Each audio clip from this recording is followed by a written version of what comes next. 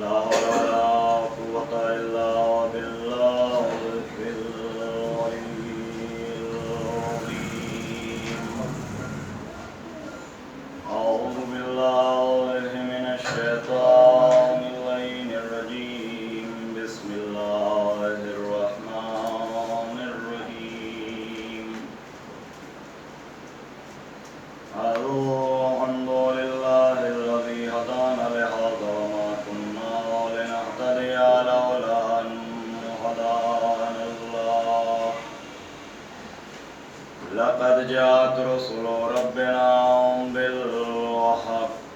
الصلاة والسلام على النبي الأمي القرشي الهاشمي الابتهى من سيدنا الممجد وبشيرنا المصدق والنظير المؤيد والمصطفى الأمجد مولى الكونين جد الحسن والحسين مولانا أبي القاسم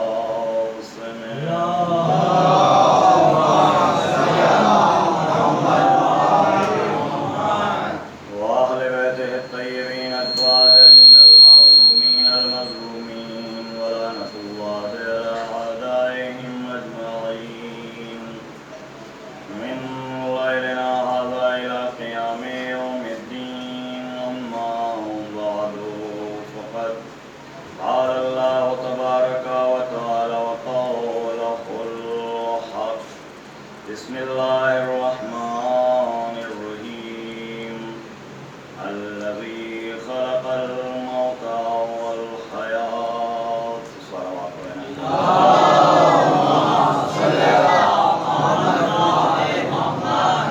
سامعین معزز، شارکین بزم حسینی، خلاق عالم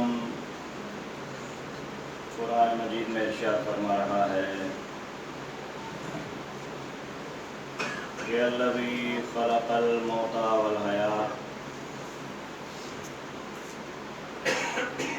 اللہ زندگی کا بھی خالق ہے اور موت کا بھی خالق ہے.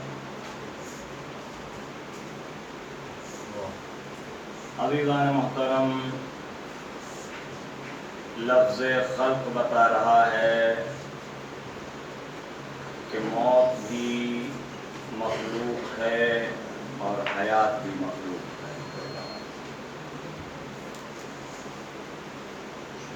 یہ سورہ ملک کی ابتدائی آیات کا ایک مختصر سا ٹکڑا ہے جسے میں نے آپ حضرات کی خدمت میں پیش کیا ہے کہ اللہ وہ کہ جس نے موت کو بھی خلق کیا ہے اور حیات کو بھی خلق کیا ہے. اور عزیزان محترم، سورہ ملک وہ سورہ ہے جس کے لیے ہمارے چھٹے امام حضرت امام جعفر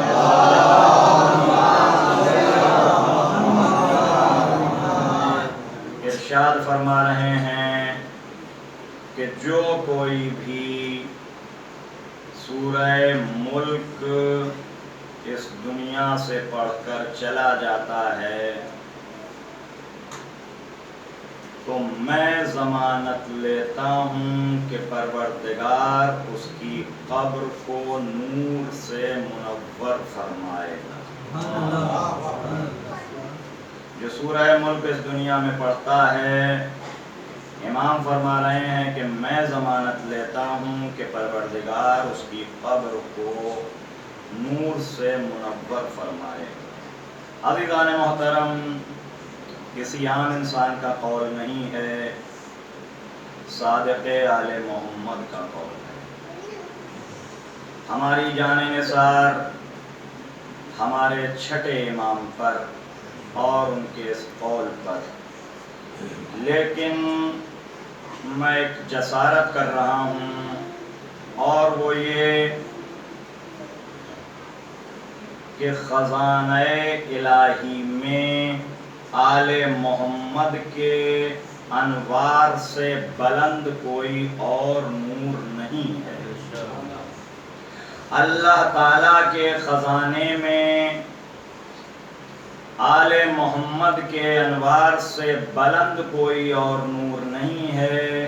इसीलिए रसूल इस्लाम ने फरमाया कि अव्वलु मा खलक़ल्लाहु नूरी, अल्लाह ने सबसे पहले मेरे नूर को खल्क किया। इसका मतलब ये है कि नूर मुस्तफ़ा से बुलंद कोई नूर नहीं है। अना वालियुन मिन नूरिन वाहिद, मैं और अली एक ही नूर के दो टुकड़े हैं। इसका मतलब ये है कि अली और नबी से बुलंद कोई नूर नहीं। अल फातिमतो बिज़अतुम मिन्नी, फातिमा मेरा टुकड़ा है। इसका मतलब ये है कि अली और नबी और शहजादी के अनवार से बुलंद कोई नूर नहीं। अव्वलुना मोहम्मद वाउसतुना मोहम्मद वाखिरुना मोहम्मद वकुल्लुना मोहम्मद। इसका मतलब ये है कि 14 के अनवार से बुलंद कोई नूर नहीं। तो अब जुमला कह दूं कि जो सूरह मुल्क पढ़कर इस दुनिया से चला जाता है, परवरदिगार 14 के नूर से उसकी कब्र को मुनव्वर फरमाया करता है। एक मर्तबा सलवात पढ़े मोहम्मद वाले मोहम्मद।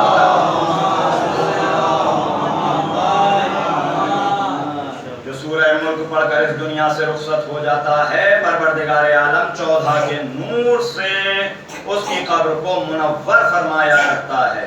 और अजीजों और मेरे दोस्तों, आपने देखा होगा कि जब मुर्दे को कब्र में लिटा दिया जाता है, एक बंदा कब्र में उतरा करता है। उतरने के बाद उसके शोल्डर्स को पकड़ा करता है, पकड़ने के बाद हिलाता है। ऊपर से मौली साहब तलकीन पढ़ाया करते हैं। क्या कहते हैं? इस्माए फहम, इस्माए फहम, इस्माए फहम, सुन और समझ, सुन और समझ, सुन और समझ। तो ये किसे सुनाया और समझाया जा रहा है?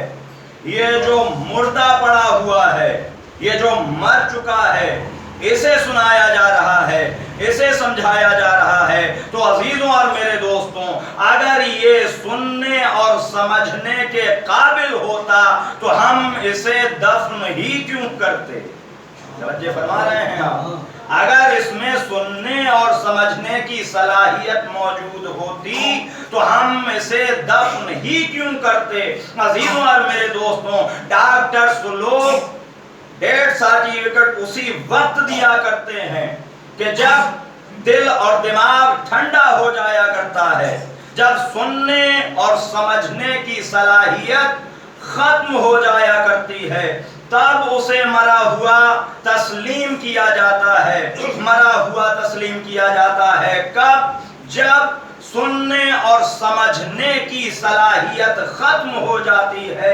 तो अजीजों और मेरे दोस्तों, जब इसमें सुनने और समझने की सलाहियत मौजूद है ही नहीं तो इसे समझाया क्यों जा रहा है, इसे सुनाया क्यों जा रहा है? तो अजीजों और मेरे दोस्तों, वो लोग जो हमारे जनाजों में शिरकत करने के लिए आ जाते हैं, माशरती मोहब्बत में हम उन्हें समझा रहे होते हैं कि देखो ये हमारा मरने वाला सुन भी रहा है और समझ भी रहा है, और सुनने और समझने की सलाहियत उसके अंदर मौजूद होती है। जो जिंदा होता है, और जिंदा वो होता है जो शहीद होता है, और शहीद वो होता है जो मोहब्बत आले मोहम्मद अपने दिल में लेकर इस दुनिया से उठ जाता है। सलावत पढ़े मोहम्मद वाले।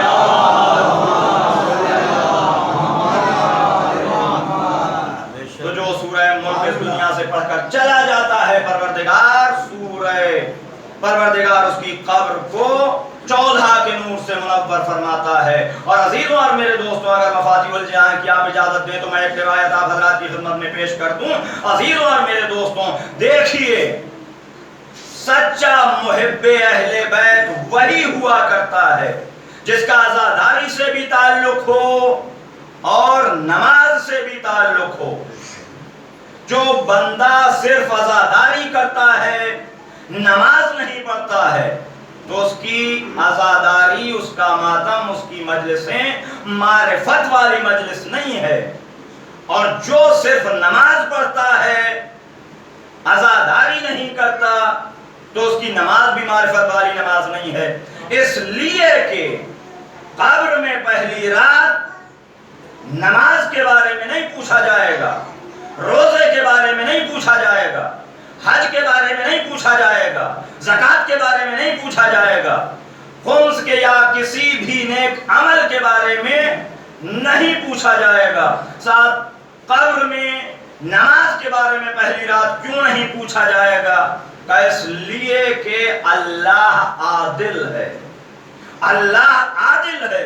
अब इसमें अल्लाह की अदालत कहां से आ गई? अदालत का क्या सवाल पैदा होता है? सवाल पैदा होता है अगर परवरदिगारे आलम कब्र में पहली रात फरिश्तों के जरिए से मुर्दे से ये पूछ ले कि बता तेरी नमाजें पूरी हैं कि नहीं हैं, और खुदा नखास्ता नमाजें पूरी न हो, और परवरदिगारे आलम उसे सजा दिलवा दे। इसलिए पूछने का मतलब तो यही है कि अगर पूरी होंगी तो जज़ा मिलेगी, पूरी नहीं होंगी तो उसे सजा मिलेगी। अगर परवरदिगार आलम कब्र में पहली रात मुर्दे से फरिश्तों के जरिए से पूछ ले कि बताओ तुम्हारी नमाजें पूरी हैं या नहीं हैं, और खुदा नखास्ता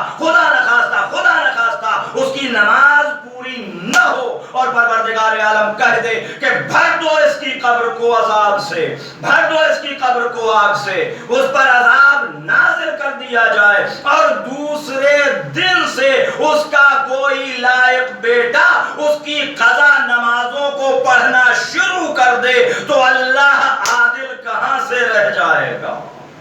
सच्चे फरमाइए आपने, अल्लाह आदिल कहां से रह जाएगा? भाई वालिदैन के लायक बेटे उसकी नमाजें पढ़ते हैं कि नहीं पढ़ते हैं, उसके कज़ा रोजे रखते हैं कि नहीं रखते हैं, ये इसाले सवाब होता है कि नहीं होता है, कुरान मजीद पढ़े जाते हैं कि नहीं पढ़े जाते हैं, ये सारा इसाले सवाब बेकार हो जाता अगर परवरदिगार आलम पहली ही रात मुर्दे को सजा दे देता। इसलिए कि अब नमाज़ें पढ़ने से क्या फायदा, अब उसकी रोजे रखने से क्या फायदा, अब हज करने से क्या फायदा, इसलिए कि सजा तो उसे पहली रात मिल चुकी है। नहीं अजीजों और मेरे दोस्तों, ये परवरदिगार आलम का अदल है, बल्कि अदल नहीं, ये परवरदिगार आलम का फजल है, ये परवरदिगार आलम का करम है कि उसने कयामत तक की मोहलत दे दी है कि तुम्हारे बाप की, तुम्हारे दादा की, तुम्हारे परदादा की, तुम्हारे लकड़दादा की नमाजें कज़ा हो गई हैं तो पढ़ दो, रोजे कज़ा हो गए हैं तो रख दो, हज कज़ा हो गया है तो पूरा कर दो, ज़कातें रह गई हैं तो दे दो, खुम्स नहीं दिया है तो निकाल दो, मैं परवरदिगार उन्हें कबूल कर लूंगा। लेकिन अजीजों और मेरे दोस्तों, एक बात जरूर है कि अगर दादा अलीउल वलीउल्लाह नहीं पढ़ता था, पोता ला पढ़ता रहे, दादा को सवाब मिलने वाला नहीं है।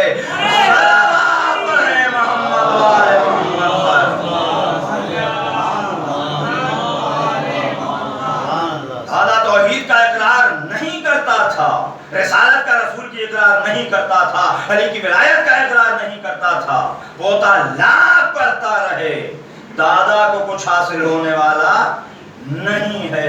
नमाजों को पूरा किया जा सकता है, रोजों को पूरा किया जा सकता है, हज को पूरा किया जा सकता है, ज़कात को पूरा किया जा सकता है, बाकी तमाम अमाले खैर पूरे किए जा सकते हैं, लेकिन अकीदे का जहां ताल्लुक है तो अकीदा अपना अपना कब्र में लेके जाना है हर इंसान।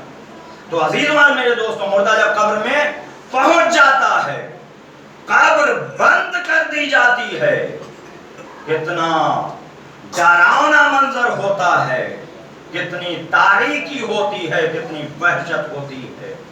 कभी आपने अंधेरे में बिस्तर पर लेटकर सोचा है कि जब आखिरी तख्ता लगा दिया जाता है तो कब्र में कितनी तारीकी होती होगी, कितनी वहशत होती होगी। जब मुर्दे को कब्र में लिटा दिया जाता है, कब्र बंद कर दी जाती है, अब मुर्दा घबरा रहा है, हाथ को हाथ सुझाई नहीं दे रहा है, करे तो करे क्या, कोई मुनिस नहीं, कोई मददगार नहीं। तो अब रिवायत के जुमले हैं कि उसकी कब्र में एक नूर दाहिनी तरफ से नमूदार होता है, फिर एक बाईं तरफ से नमूदार होता है, फिर पैरों की तरफ से एक नूर नमूदार होता है, फिर सर की तरफ से एक नूर नमूदार होता है। और जब ये सारे नूर उसकी कब्र में आ जाते हैं, कब्र मुनव्वर हो जाती है, कब्र रोशन हो जाती है। फिर परवरदिगार आलम इन नूरों को, इन अनवार को कुव्वते गोयाई अता करता है, और ये नूर एक दूसरे से पूछा करते हैं कि भाई बताओ तुम किस चीज का नूर हो।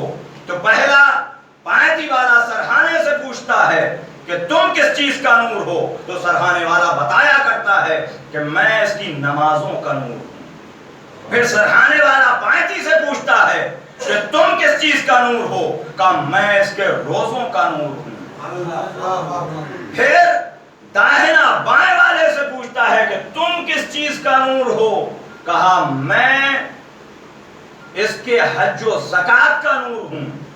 फिर बायां वाला दाहिने से तुम किस चीज का नूर हो, कि मैं इसके दूसरे आमाले खैर का नूर हूं। अभी ये चारों नूर आपस में गुफ्तगू कर ही रहे होते हैं कि उसके सीने से एक नूर निकलता है जो उन तमाम अनवार में सबसे ज्यादा कुव्वत और ताकत का मालिक होता है, सबसे ज्यादा मुनव्वर होता है।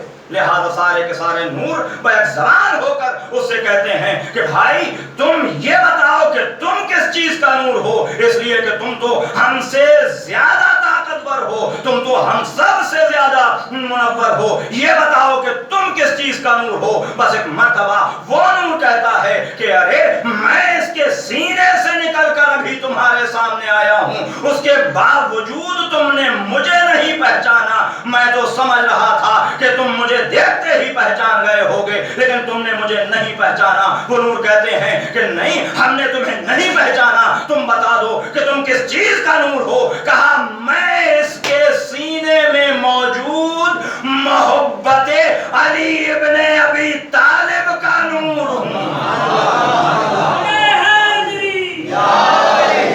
मैं इसके सीने, और इससे बुलंद जुमला कहूं, मैं इसके सीने में मौजूद मोहब्बते अहले बैत का नूर हूं, और मैं इसके सीने में मौजूद हूं। इसी वजह से तुम्हें इसकी कब्र में आने की इजाजत मिली है। अगर मैं इसके सीने में मौजूद न होता तो तुम में से किसी को इसकी कब्र में आने की इजाजत ही न मिलती। सलावत पढ़े मोहम्मद वाले।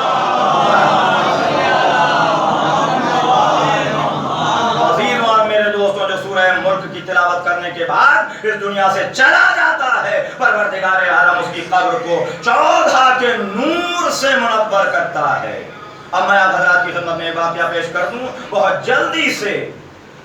एक सहाबी रसूल थे, नाम था उनका अब्दुल्ला, बहुत बड़े ताजिर थे, लिहाजा सामान तिजारत अपना फरोख्त करने के लिए जा रहे थे कहीं।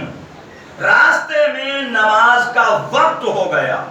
जब नमाज का वक्त हुआ तो उन्होंने अपने नौकर चाकरों से कहा कि भाई नमाज का वक्त हो गया है, लिहाजा काफिला यहीं पर रोक दिया जाए, ऊंटों को घोड़ों को इधर उधर कहीं बांध दिया जाए, और बांधने के बाद खेमा लगाया जाए, नमाज का एहतमाम किया जाए, और हम नमाज भी पढ़ना चाहते हैं और कुछ देर आराम भी करना चाहते हैं।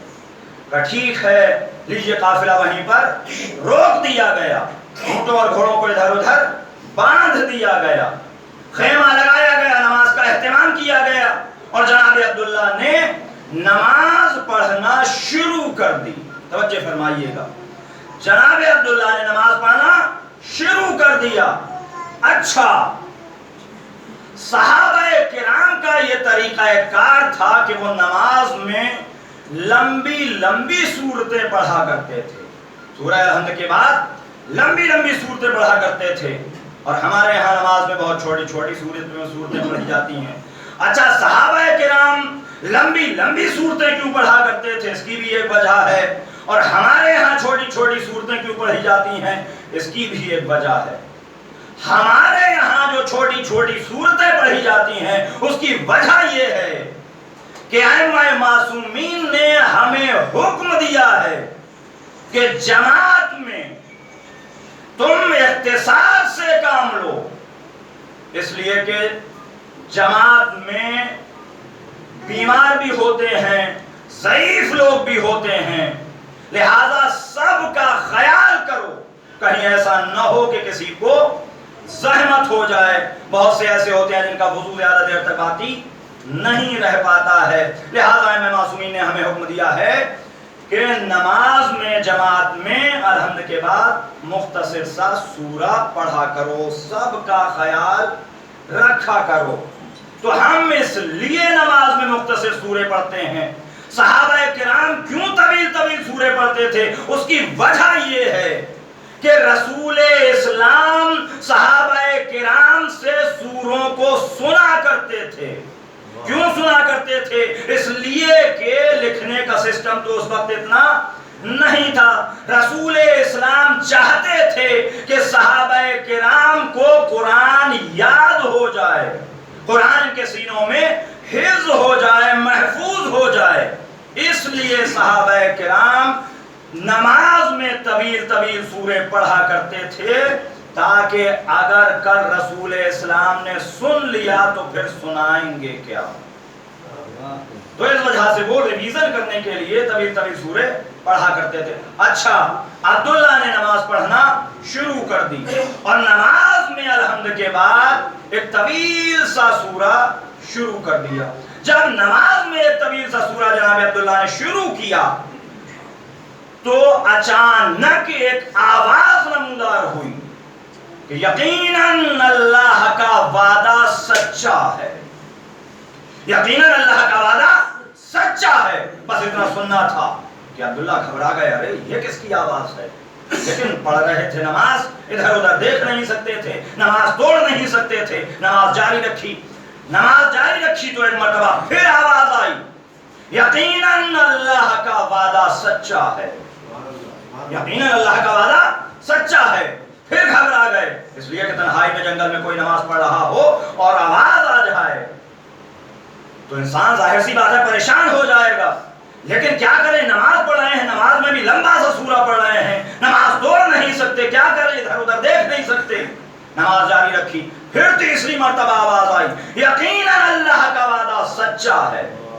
پھر گھبرائے، لیکن نماز جاری رکھی، توڑ نہیں سکتے تھے، لمبا سورہ پڑھ رہے تھے۔ جب نماز ختم ہو گئی تو جلدی سے ادھر دیکھا ادھر دیکھا، کوئی نظر نہیں آیا۔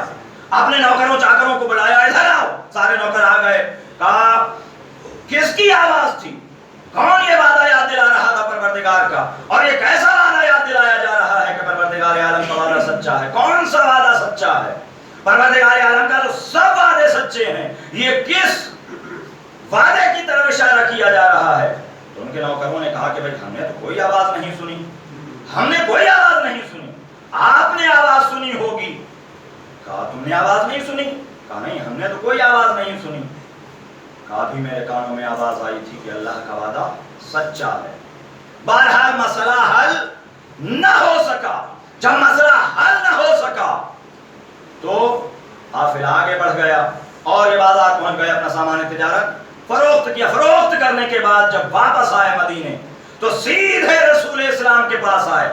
جب رسول اسلام کے پاس آئے تو رسول اسلام انہیں دیکھتے ہی مسکرانے لگے۔ اچھا، نبی علی کا مسکرانا مصلحت سے خالی نہیں ہوا کرتا۔ رسول اسلام جب مسکرانے لگے تو انہوں نے کہا یا رسول اللہ آپ مسکرا رہے ہیں، میں پریشان ہوں، ایک مسئلہ لے کر آیا ہوں۔ رسول اسلام نے مسکرا کے کہا تم اپنا مسئلہ مجھے بتاؤ گے یا میں اپنے علم نبوت سے بتا دوں کہ تم کیا پوچھنے آئے ہو؟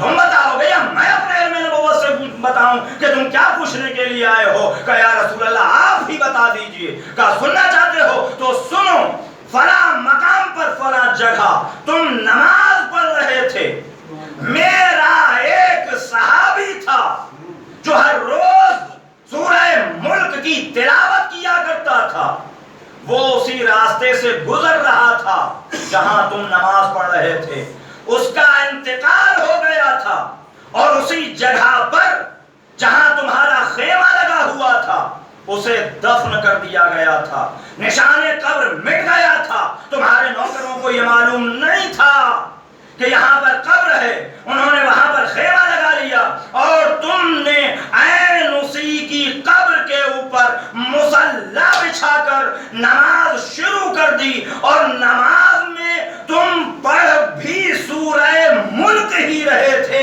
لہذا وہ میرا صحابی اپنی قبر کے اندر سے تمہیں بشارت دے رہا تھا کہ یقیناً اللہ کا وعدہ سچا ہے، اس نے میری قبر کو بھی نور سے منور کیا ہے، تمہاری قبر کو بھی نور سے منور کرے گا۔ صلوات پڑھیں محمد و آل محمد۔ وزیر اور میرے دوستوں، موت و حیات کا خالق اللہ ہے، لیکن عزیزان محترم اس دنیا میں ایسے ایسے لوگ ہیں جو اللہ کو نہیں مانتے لیکن اس کی خلق کی ہوئی مخلوق کو ضرور مانتے ہیں۔ کوئی بھی انسان موت کا انکار نہیں کر سکتا ہے، ہر انسان کو پتا ہے کہ ایک نہ ایک دن موت آئے گی، لیکن عزیزوں میں ایک بات بتا دوں آپ کو کہ موت کا کوئی وقت معین نہیں ہے، کسی بھی انسان کی موت کا کوئی وقت معین نہیں ہے۔ اگر انسان کی موت کا وقت معین ہوتا تو ہم جب کسی بیمار کو دیکھنے کے لیے جاتے ہیں تو دعا کرتے ہیں کہ پروردگار اس کی عمر میں اضافہ فرما۔ کہیں کسی کا خدا نخواستہ ایکسیڈنٹ ہو گیا تو ہم دعا کرتے ہیں کہ نہیں کرتے ہیں کہ پروردگار بڑا نیک آدمی تھا، بڑا اچھا زادہ تھا، اس کی عمر میں اضافہ فرما۔ اور ہم کسی کے لیے دعا کریں یا نہ کریں، اپنے والدین کے لیے تو ضرور دعا کرتے ہیں پروردگار ہمارے والدین کی عمر میں اضافہ فرما۔ اگر وقت انسان کا معین ہوتا، اگر کسی کی موت کا وقت معین ہوتا تو دعا کرنے کا فائدہ ہی کیا ہوتا؟ پتہ چلا کہ کسی بھی انسان کی موت کا کوئی وقت معین نہیں ہے۔ موت انسان اپنے اعمال سے دور بھی کر سکتا ہے، قریب بھی کر سکتا ہے۔ موت انسان کے اپنے اختیار میں ہے، وہ اپنے اعمال سے دور بھی کر سکتا ہے اپنی موت کو، اور اپنے اعمال سے قریب بھی کر سکتا ہے۔ اب دیکھیے کیسے دور ہوگی موت، کیسے قریب ہوگی موت۔ والدین کی بے حرمتی کریں گے خدا نخواستہ، ان کی بے عزتی کریں گے، ان کی بے احترامی کریں گے، ان سے بد کلامی کریں گے تو کیا ہوگا؟ موت قریب آ جائے گی۔ اب وہ نوجوان میرے سامنے بیٹھے ہوئے ہیں، ذرا غور فرمائیں کہ والدین سے بے احترامی نہیں کرنا ہے، بد کلامی نہیں کرنا ہے۔ لا تقل لہما اف، خبردار ان سے اف تک نہیں کہنا ہے، اسے اف بھی نہیں کہنا ہے۔ اگر والدین غلطی پر بھی ہیں تب بھی ان سے اف تک نہیں کہنا ہے۔ اس کا بھی طریقہ ہے، کسی بزرگ کو بیچ میں ڈال دیجئے، کسی مولوی صاحب کو بیچ میں ڈال دیجئے کہ مولوی صاحب چلیے ہمارے والدین کو سمجھا دیجئے، وہ مان نہیں رہے ہیں۔ میں تو ان سے کچھ نہیں کہہ سکتا اس لیے کہ مجھے تو پروردگار عالم نے منع کیا ہوا ہے، میں نہیں کہہ سکتا، آپ چل کے انہیں سمجھا دیجئے، حالانکہ غلطی انہی کی ہے، وہ مان نہیں رہے ہیں، چل کے سمجھا دیجئے۔ 32 فرامین ہیں 32 والدین کے لیے کہ اولاد اپنے والدین کے سامنے اپنی بڑائی ظاہر نہ کرے، اولاد اپنے والدین کے سامنے اپنی بیوی کی تعریف نہ کرے، اولاد اپنے والدین کے سامنے یہ نہ کہے کہ میں تو پڑھا لکھا ہوں، تم نے تو پڑھا بھی نہیں۔ 32 فرامین ہیں والدین کے لیے۔ تو عزیزو میرے دو والدین کی بے احترامی کرو گے، ان کی بے عزتی کرو گے ان کے دل کو دکھاؤ گے، بد کلامی کرو گے، کیا ہوگا؟ موت قریب آ جائے گی. اور ان کا احترام کرو گے تو کیا ہوگا؟ موت دور چلی جائے گی. صلہ رحمی کرو گے، موت دور چلی جائے گی. قطع رحمی کرو گے، موت قریب آ جائے گی. اب ایک بات آپ حضرات کی خدمت پیش کر دوں کہ ایک جوان تھا شب قدر میں، نیمہ شعبان شب قدر میں بیٹھا ہوا مسجد میں انا انزلنا کی تسبیح پڑھ رہا تھا.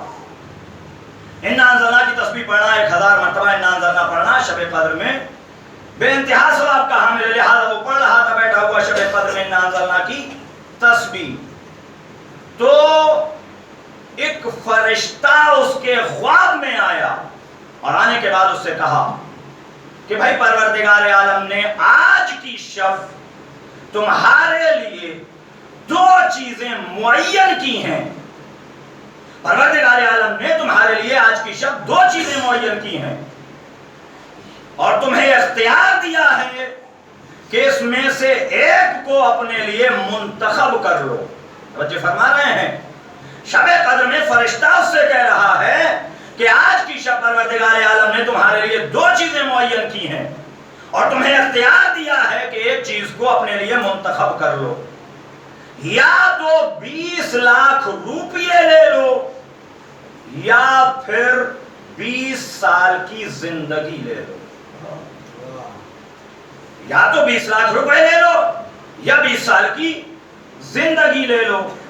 اگر 20 لاکھ روپیے لیتے ہو تو موت تمہاری 2 سال کے بعد ہو جائے گی، یعنی 2 سال کے بعد تم مر جاؤ گے.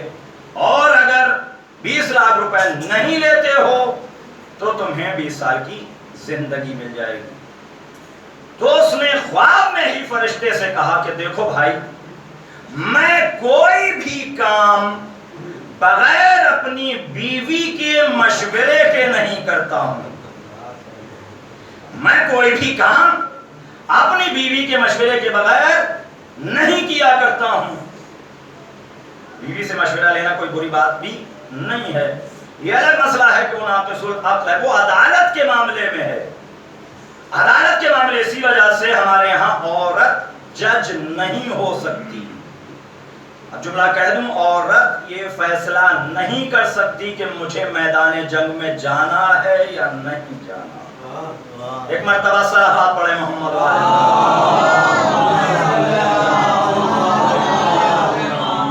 پروردگار عالم نے تمہیں اختیار دیا ہے یا تو 20 لاکھ روپیے لے لو یا پھر 20 سال کی زندگی لے لو. اگر تم 20 لاکھ روپیے لیتے ہو تو 2 سال کے بعد تمہیں مرنا ہے اور ورنہ 20 سال کی زندگی لے لو. تو اس نے کہا کہ